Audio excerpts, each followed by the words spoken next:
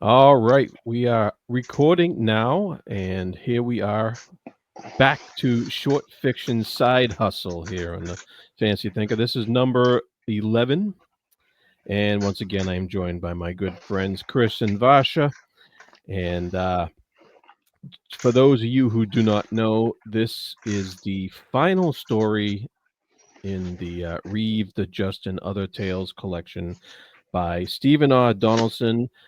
It is called By Any Other Name, and it's actually a novel. It's almost almost a novel. It's like a over Mm. 100 page novella here, and so very had a lot of meat to it, to say the least.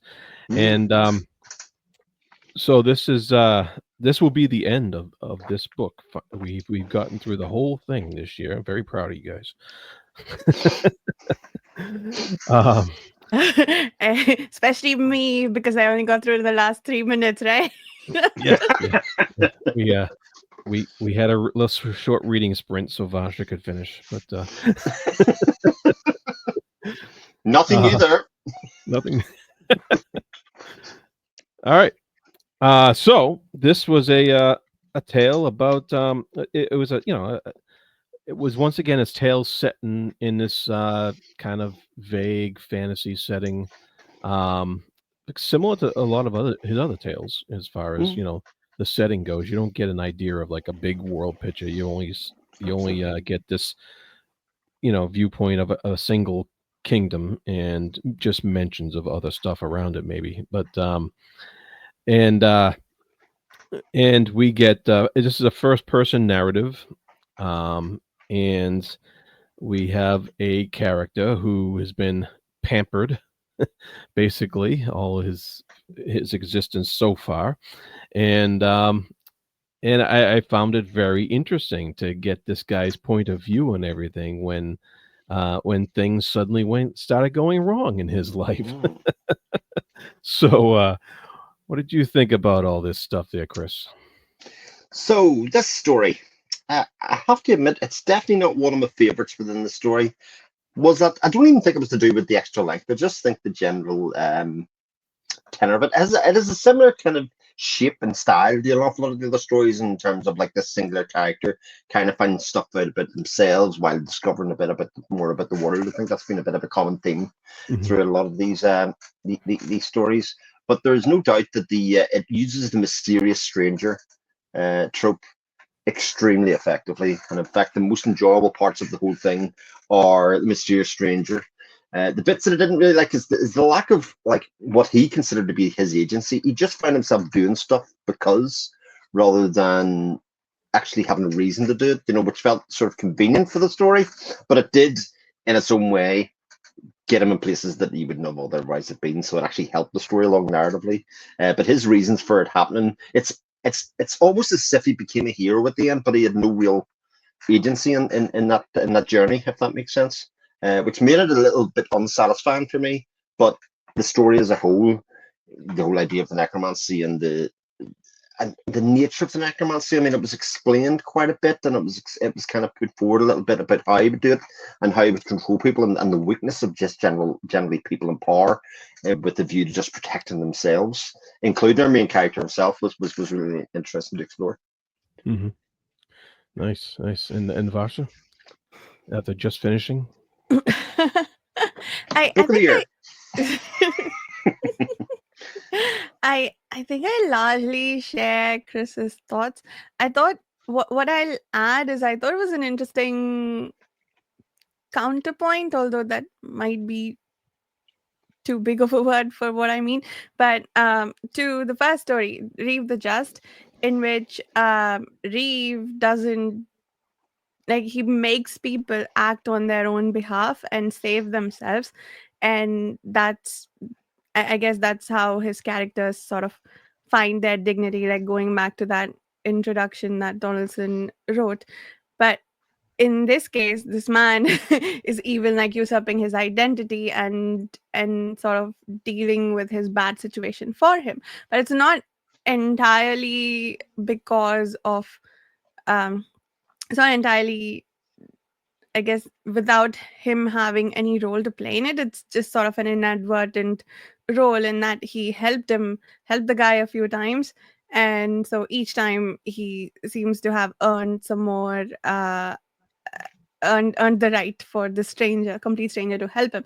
And what this reminded me of is so there's a lot of, and I know this mostly from watching some movies based on this subject, but there are lots of stories in Hindu mythology about like gods testing their I guess believers, worshippers, and then when they like please them, they'll get them out of a difficult spot. And this felt a little bit like that. Like Mm. this stranger was almost there just to sort of test this guy to see if he'll save him. And then once he has, he's like, okay, now I'm gonna do that thing for you that put you in this rough spot. So yeah, I think so that was sort of a tangent, but mainly I think the the fact that this guy did everything for him, or rather indirectly made him save himself, but but in a more coercive way than Reeve did. I think that's an interesting uh, opposing view on the subject of like how to help people. What's the Yeah. best ways to help people? Yeah. Yeah, no, that's a good observation because that was read adjust definitely was on my mind while I was reading this because you're right with the parallels about the stranger who comes in and he seems to have this extra normal perception and this extra normal ability to get people to rise above their own abilities on their own or their own perceived abilities and uh and this one it's at first glance, yeah, it seems like he's being very direct about it by right off the bat stealing his identity um and his horse and and and going into this place and presenting himself as this guy. We should probably get his name. Sure. Umani, is it right? Urmenia, I think. Or Urm- Ermeni, yeah, yeah. Sir Ermeni, yeah. Um, and so he takes on that persona, and he's presenting this persona as somebody who is idealized as a person in charge, which is not what Ermeni was to start Mm. with. Ermeni was just he says it right in the opening paragraph. He says exactly what he is. He's he's yeah, courtesans. He has courtesans. He has servants.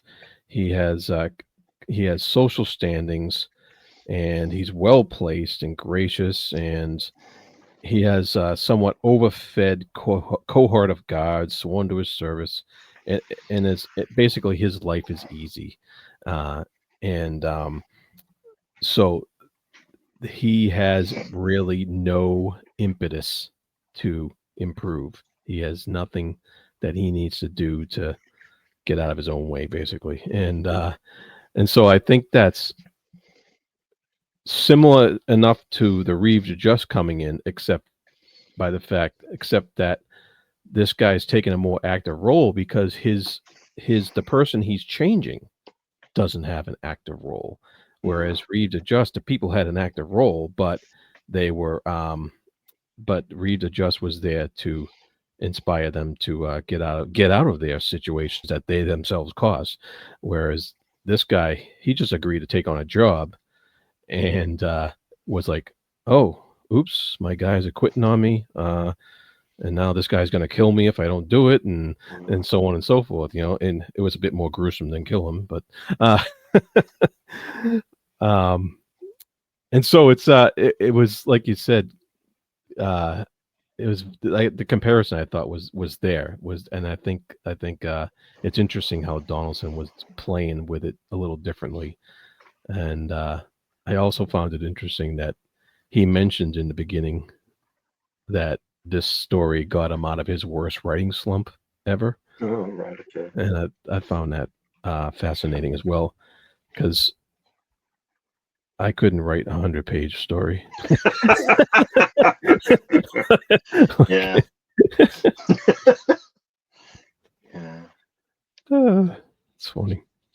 This wasn't one of those he wrote for a magazine or That's like, correct. this was something that he did on his own, right? Yeah. Yep. I Yep. was curious about that. I meant to look it up. Mm. Yeah, there was no other. Yeah, there was this. Yeah. This was written for this collection. Yeah. Yeah. Yeah. I think the Reeve the Just of it all is making me wonder if the fact that the complete takeover, hostile takeover that the stranger does of his identity, and his I guess what's the word I'm looking for? Uh the reason to fight for, like cause and his cause.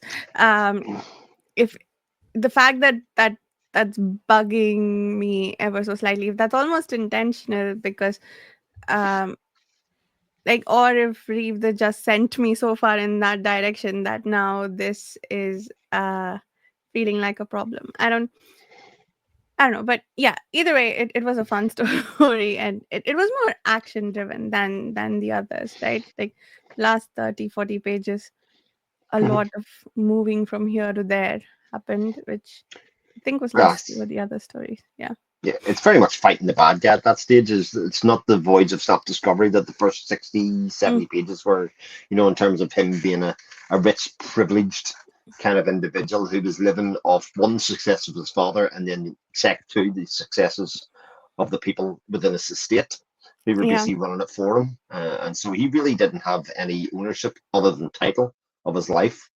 And it seems like the rest of that society is in a similar position in some ways, because the Cal is just somebody that just wants to protect his position, and Yeah. everybody else just wants to protect the position and not actually do anything to move it or change it in that way. Which, again, those kind of social constructs that are set up in these books, whether short fiction or longer speculative fiction or otherwise, are often really fascinating to kind of dig into, because A follows B follows C follows D in a lot of ways. It makes complete sense of the events of the book towards the end and how this person came into a position of power within the society, given everything that was set up.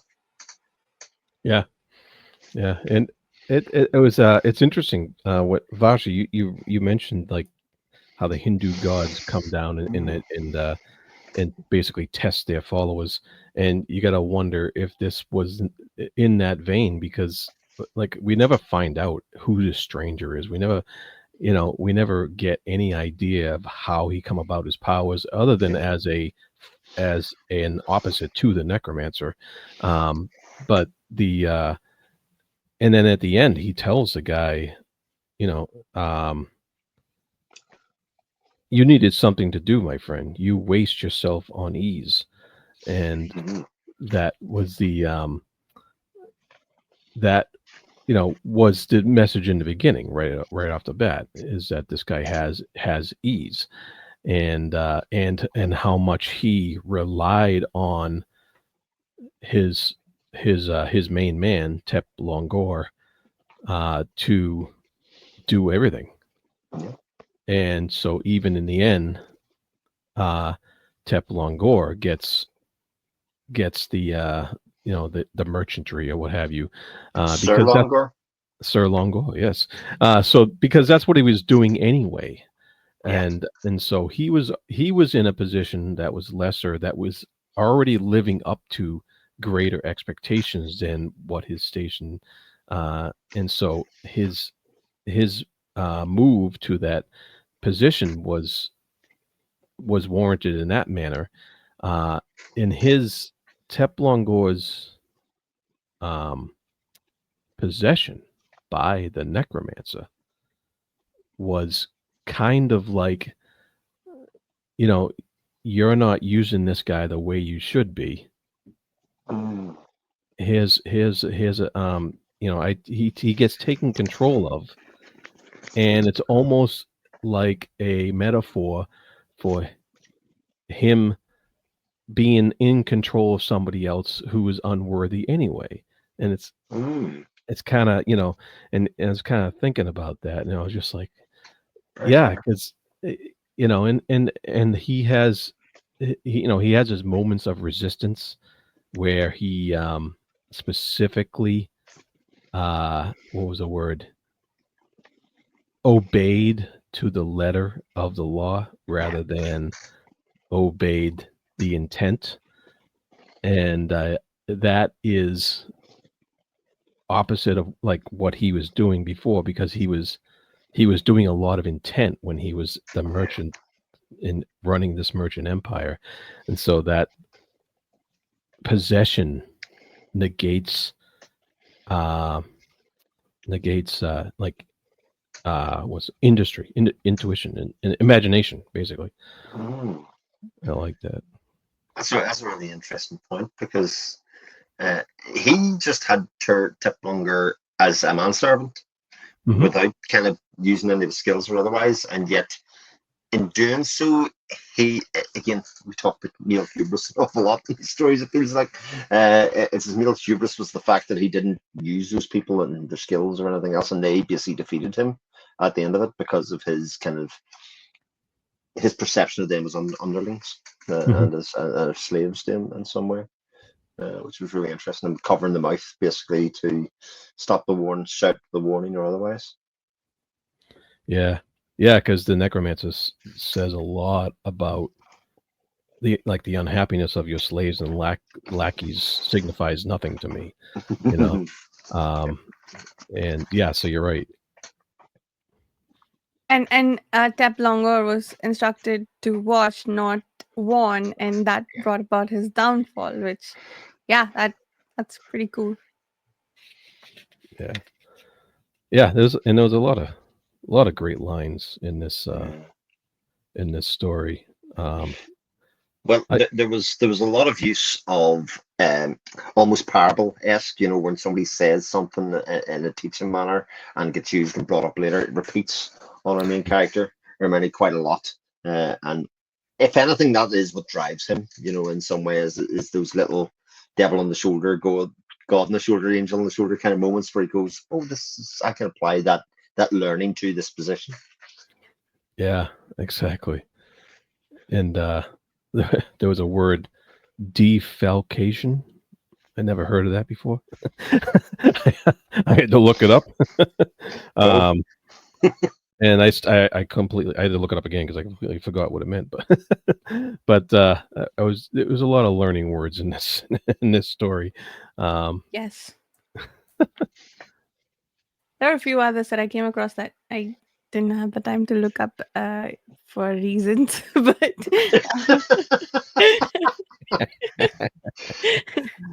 uh, Yeah. reading 100 pages in 35 minutes is not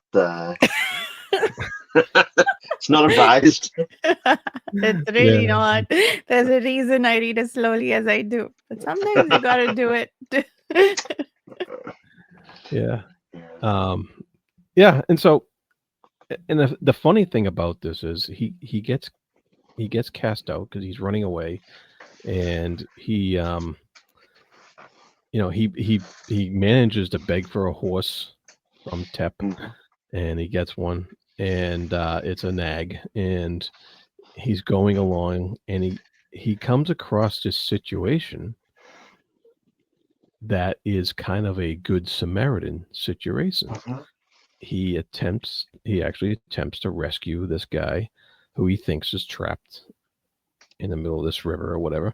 Mhm. And the uh the results of that attempt at help, where the guy says, "I am in your debt," and then just seems to take over his life, which I'm kind of curious, like the whole time I was thinking, okay, what's he going to do with this guy's identity to help this guy out? Because that's that's how you think about it. Like, he's going to help him out using his identity for some reason. That's how I was thinking. And how is he going to pull that off? But the whole time, of course, our main character is rightfully complaining that, hey, wait a minute, man, you took my horse. You took, I'm following you. I'm like, I'm getting dehydrated. I can't even talk. And people now are ignoring me, and and you're starting to see how this help that's coming in really is help in a way, because of he's taking all the heat that Sir Erminy would actually get. And I thought that was pretty fascinating how all that resolved. Yeah, and on the flip side, he gets to see what it is to live in ignominy. In a lot of ways, people warn and say, "Oh, you can't go past her," but he can easily slip past them because nobody sees him, and nobody pays any attention to him. And I think he appreciates that too, levels, because obviously that's not what he's used to, and people will know him and recognize him in people close to him or otherwise. But that he also probably doesn't see other people in much the same way, and those people blow him. Apart from, like, even Tep is the only person that he seems to give any credence to, even amongst his staff. It's the only one that's really named in that way. So it gives him an idea, and it's also how he's able to slip through the crowd in front of the Cal and confront the two necromancy helpers, and that kind of stuff. It gives him that edge to be able to do. My question about the mysterious stranger, when he does usurp him and say he's going to pay back the debt, is what was his end game if the real Erminy, wasn't there? That's a good question. Yeah. Like, maybe it was just all a ploy that he would come with him, but he keeps on telling him, "I don't need you. I'm fine." But what way would that story have come out or happened without it? Like, it is an interesting kind of thought experiment, I suppose, in the story. Yeah, it's very interesting because it's our main character who pleads enough to allow Tep Longora to only go by the letter of the law rather than That's right. And it's the small amount of theurgy he learned as a young person, that it allows certain things to happen. And so you do wonder at the awareness of the stranger. What would he do? But does he already know that this guy's following him the whole way? Would he have made the same decisions about going into the place and going and confronting the necromancer if he already didn't know that this guy was following and fumbling his way through trying to get his identity back? And I think something was planted in Erminy's mind when Tep gave him the horse and told him, "You have to save us." Something was planted there, and I think that thought stuck with Erminy throughout the whole thing, and made him do that action of good Samaritanism, and made him do the things he did because that thought, "You have to save us," was in his head the whole time. And yeah, you're right about it's very vague about how the stranger acts and what he does, but I'm just wondering if that level of awareness was there or not. I wondered if the mysterious stranger, I'm thinking in gaming terms, he's the tank. In D&D terms, is that the paladin? Is it some person that comes in and takes in all the attention and all the abuse and all the punishment? Unless everybody else barbarian, barbarian, so yeah, something like that. So in video game terms, it's the tank, the person that basically takes all of the attention and lets everything help around him. In doing so, everybody else could kind of be around the side, and also he takes on the persona of somebody that is very visible and known to be wanted, and people would latch on to. So yeah. Interesting. I think so the theory slash explanation that I had was he seems to know things that he had no time to acquire knowledge of. So he probably, I mean, my best guess is some sort of like mind reading business where he knew everything he did from what's his name? Urmeni? Germany? Huh. Urmeni himself. Um, which maybe made him think that this guy will follow him, and so went a particular direction. But I think I like your theory about just, I mean, about being the punching bag so that this guy could go off to sing maybe. The other, there's a couple of other interesting things about the whole I am in your debt exchange. One was it wasn't, like built up to be this mystery of, okay, he said I'm in your debt, took his name and then ran off, and that's it. Like our first person narrator Urmeni guesses what the stranger's about to do. Like he is doubting him and complaining, but he's also like, okay, is he planning to go and do something to get me out of this bad situation by taking my name? If so, how does he plan to do it? That's something that he's contemplating too, because that's a default thought that we have as readers, I would imagine. But that's what what was interesting to me that was that Urmeni, as an in-world character who's never had something like this happen to him, is also imagining this. But then he also wrote this in retrospect, so maybe he sort of parsed his thoughts a little bit and wrote his notion of hope that he had there rather than just fear, and let us know that this was also something that crossed his mind. But the other thing that was interesting was the stranger's complete what certainty that he won't fail. Which, like, who is this guy? um yeah, and is he like a Reeve the Just character? Like you said, like if he is the paladin figure, then he becomes a lot more like Reeve the Just than I first thought, in that he's helping this guy help himself. And if I remember correctly, sorry, spoiling Reeve the Just for a moment, but this is the 11th story in the book. But I think Reeve gets beat up too, and That's right. gets and that's how the people in trouble come to help him.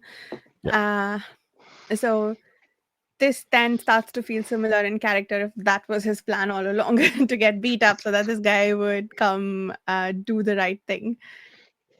Yeah, they're taking pain upon themselves in order to elicit a reaction out of their the persons they are supposed to be helping. Yeah. Interestingly, of course, the saving that happened wasn't really a saving, because he would have been fine without the intervention, which makes the debt part somewhat curious. You mean that the flood ended, so he didn't. The flood ended, Yeah. and the stone that he was standing on was bone dry. Oh yeah. At the end, yeah. Do you know what I mean? So he wasn't really saved, or he wasn't really in peril. But so it almost makes the debt like it was preordained in some ways. That he put himself in that position to give off the appearance that he was being saved, so that he could then do the acts that he had. So it talks about maybe a pre-existing knowledge of the necromancer or otherwise. I think so, because we do get a hint of the necromancer's history. He'd been kicked out of other places. That's and right. You wonder, who was it that did the kicking? Was it this stranger? And he only hints at that kind of stuff. He doesn't give us a solid answer, but that's kind of what you can infer by the fact that the necromancer, this isn't his first go around at this. And he had failed before, and was this stranger in place at the right time specifically to elicit? Does he get some kind of power, a boon out of somebody selflessly helping him out like that, even though he didn't need it? Interesting. Definitely. Yeah. A couple of good lines in here. I love these lines. Sadly, the vitality of decision soon deserted me. I don't know. I just thought that the word choice there was great. I thought. Communicates thing again, Jared. Yeah. And And but one of the things that he says at the end here, I thought was very interesting, was I valued the memory of my own madness. And I thought that is just another way of saying that the hardships I went through taught me a lot, basically. And I thought that was, pretty much the theme of the story being wrapped up at the end. Yeah, absolutely. Yeah. Because he did grow as a person through his expulsion, and then watching somebody else be better at his life than he was. If that makes sense, Yeah. Yeah. And watching people that he's responsible for being in bad situation. Yeah, definitely would mess with your head. And for sure. Yeah. So all told, another enjoyable story. And very much so. Yeah. This is this would be in my top books of the year if it wasn't a reread for me. Might be mine. Yeah. It's an excellent short story collection. In fact, probably the finest one I've ever read. I think quite comfortably.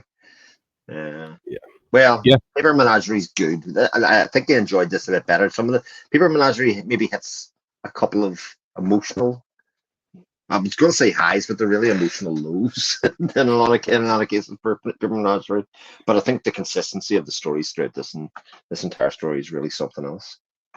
Yeah, I thought so, and I remember because I read it over 25 years ago. I do remember being blown away though by this collection, and I was wondering if on this reread if it was going to hold up to my expectations, and it surpassed them, because I'm being able to discuss them with you guys and go through them like this just makes them all that much more valuable and potent and pertinent and what have you, all the P adjectives. Vital, no. Yeah. I think this was a good collection. I really enjoyed reading it, and definitely makes me want to read a lot more Donaldson. So, well, that's gonna happen because I'm making you do it. So what? This is unbelievable! What a surprise to spring! Oh, all right. So that wraps up By Any Other Name by Stephen Donaldson. Any last thoughts you guys have? Did we cover it all?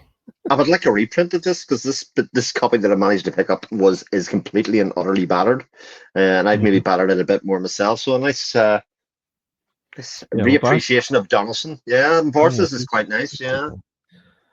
I did see that there is a book.